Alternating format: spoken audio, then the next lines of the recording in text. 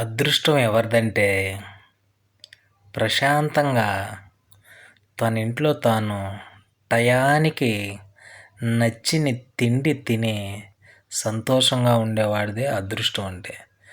దేవుడు నాకు అవకాశం ఇచ్చాడు ఫ్రెండ్స్.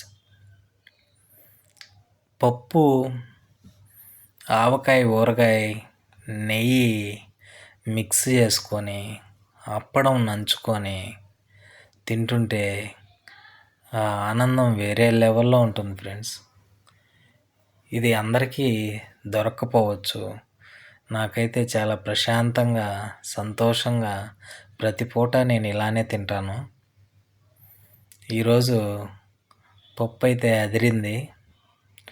ఊరగాయ కూడా మా ఇంట్లోనే చేపించాను, చాలా బాగుంటుంది. సైడు కొద్దిగా సంగటి పచ్చి పులుసు అంటాం మేము. ఆ పచ్చి పులుసు వేసుకొని కూడా తింటే చాలా బాగుంటుంది. వీడియో లెంతీ అయిపోతుందని అది పెట్టడం లేదు. రైస్ కూడా నేను ఉప్పుడు బియ్యం మసూర వాడతాను కాబట్టి చాలా టేస్ట్గా వస్తుంది రైస్ కూడా. మీరు కూడా ట్రై చేయండి, ఆరోగ్యానికి కూడా మంచిది హాఫ్ బాయిల్ రైస్.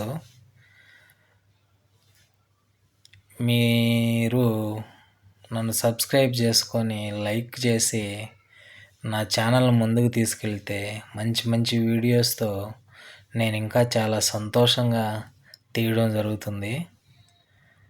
నేను ఎంతో కష్టపడి కలల కన్నా నా సొంత ఇల్లు కట్టుకొని ఆ ఇంట్లో కూర్చొని డైనింగ్ టేబుల్ మీద కూర్చొని ఇలా తింటుంటే మనసుకు చాలా ప్రశాంతంగా ఉంది. నాకు ఎక్కువ నాన్ వెజ్ తినడం ఇష్టం. కాకపోతే మనం ఒక్కరో లావు అయిపోతున్నామని పప్పు అలాంటి వారంలో ఒకరోజే నాన్ వెజ్ చూసుకుంటూ ఇలాగా నచ్చిన వంట ఎప్పుడన్నా మధ్యాహ్నం ట్రై చేస్తుంటాను. ఆ మునగాకు కూడా టేస్ట్ బాగుంటుంది. మునగాకు వారంలో ఒక 3 రోజులు ఖచ్చితంగా తింటాను.